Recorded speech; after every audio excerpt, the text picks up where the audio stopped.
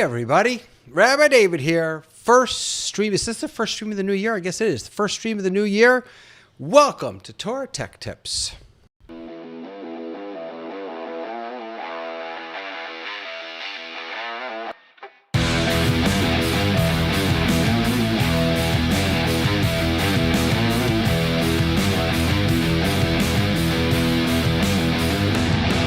Hey everybody, welcome back. Good to see you. Hi Leo. It's good to see you here and everyone else who's watching. I had a really cool feature, a new button I programmed on my Stream Deck that, of course, I was going to press, it was going to work, and now it's not working. Let's see if this one works. Nope, none of them are working. It was going to automatically put things in the chat. Oh well, I'll have to work on that. Hey guys, good to see you.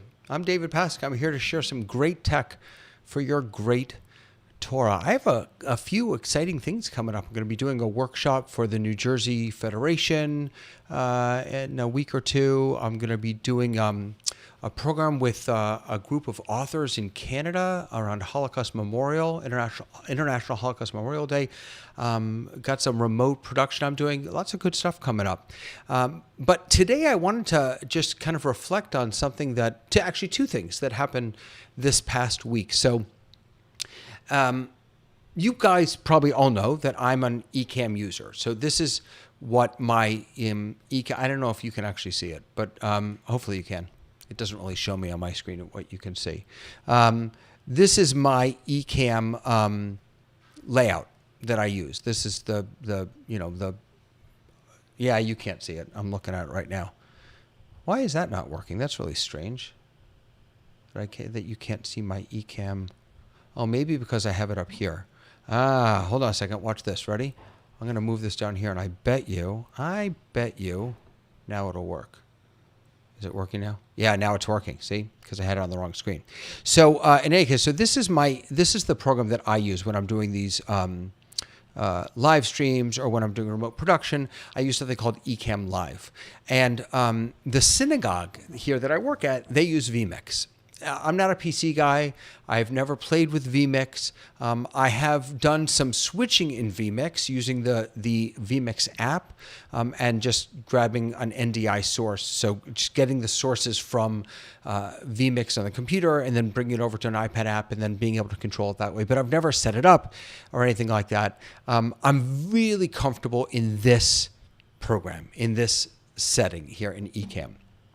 So in any case, the synagogue that I work at, they use vMix. And the rabbi and the cantor were both going to be away this Shabbos, and they asked me to fill in.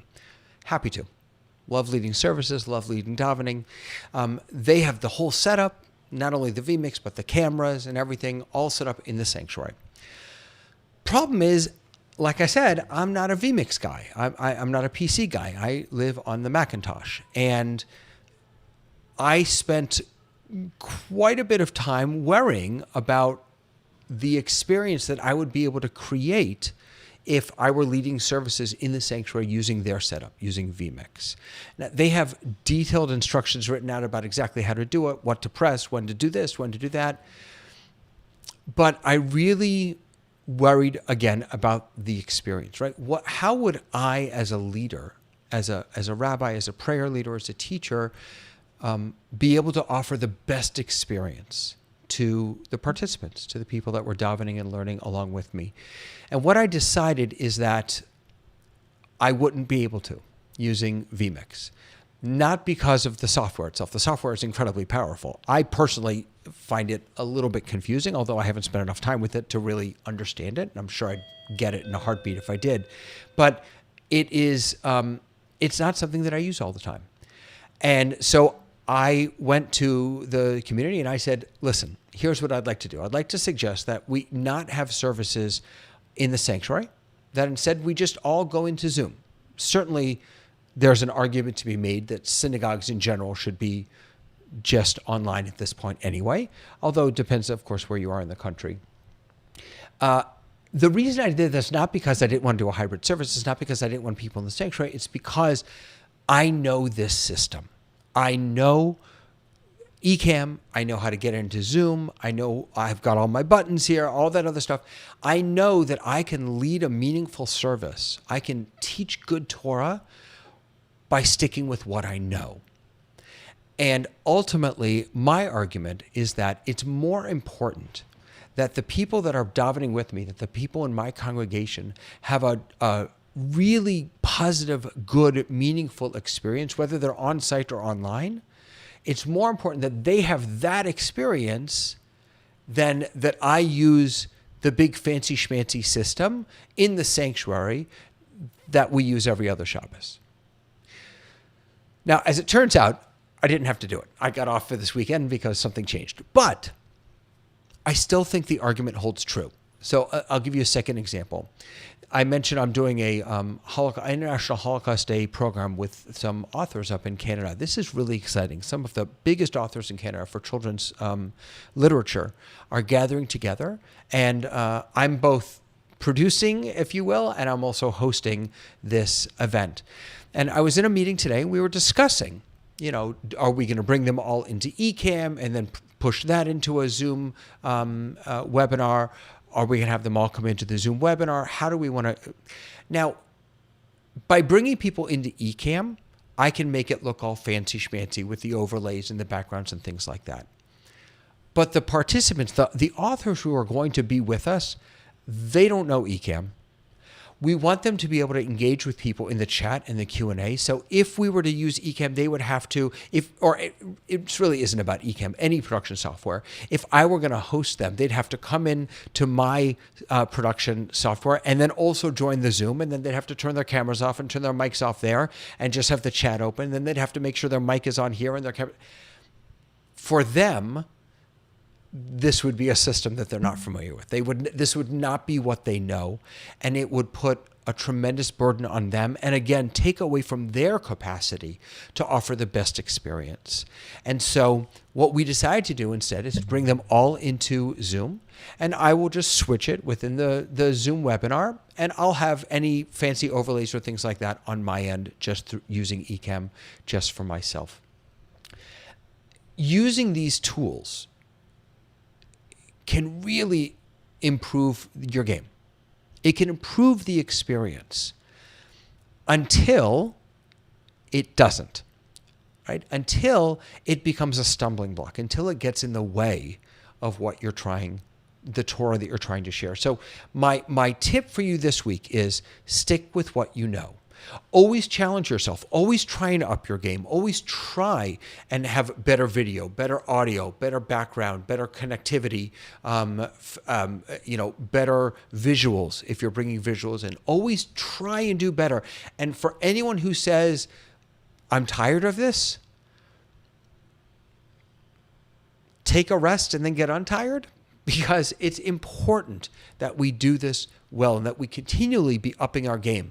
And when push comes to shove, stick with what you know. Because what's most important is the authentic experience that you provide to your congregants and to your learners. Leo, the tech should not drive the service, make those worshiping the priority, but do make it look good and sound as best as possible. Now see, here's the thing about Leo. I've been on here for 8 minutes. He just said in one comment what I was trying to say for the past 8 minutes. So that's it. Don't let the tech drive the service. Keep striving to make it better. But ultimately, use what you know. If all you know is Zoom, know it well, by the way. From day one, I've been saying know your tech and know your Torah. Know your tech and know your Torah. That's how you provide the best experience for your congregants. Know your tech and know your Torah. If all you know is Zoom and you know that well, then stick in Zoom and grow. Each day, grow a little bit more so that next time, maybe you do use something like eCam or vMix or OBS or any of these other tools that can enrich the visual experience and the auditory experience for your participants. When I was given the choice to use something new, my argument was I will do a better job as a rabbi using and sticking with what I know. And so that's my tip for you today. Hey, by the way, I just got an update. I didn't read it yet, but I just got an update. We have some really exciting guests coming onto the Synagogue Tech Forum on Thursdays. Not this Thursday. This Thursday is Hybrid Ministries, but next Thursday is the Synagogue Tech Forum. And then Sorry about that. My walkie-talkie went off. And also 2 weeks after that, we have another one. We have some really amazing guests. So definitely check that out. TorahTechGuy.tv, or you can find us over at Synagogue Tech on Facebook. And also be aware that this Monday is our first, the future starting now, of the 2022 year. I've got Cantor Debbie Ballard, who's been doing some really important work in the world of the unaffiliated Jewish community, and helping those Jews who choose not to be part of a synagogue really feel connected and empowered to forge their own Jewish journey. And we're going to be talking about the future of synagogues, the future of the unaffiliated, and how she has been serving her communities. So you can find all that at TorahTechGuy.tv. You can also find lots of really great information. I just posted actually a new Get Ready guide that even if you're not joining me on one of my shows, you may find helpful. That's over at TorahTechGuy.org/ or is it com? TorahTechGuy.com, sorry, /get ready. That's all I got. Yeah, she is wonderful, Leo. I agree with you. All right, my friends, listen, that's it for today. Stick with what you know. Thanks for watching. Thank you, Leo, for being here. I love you, brother. And I will see you all next time on Torah Tech Tips.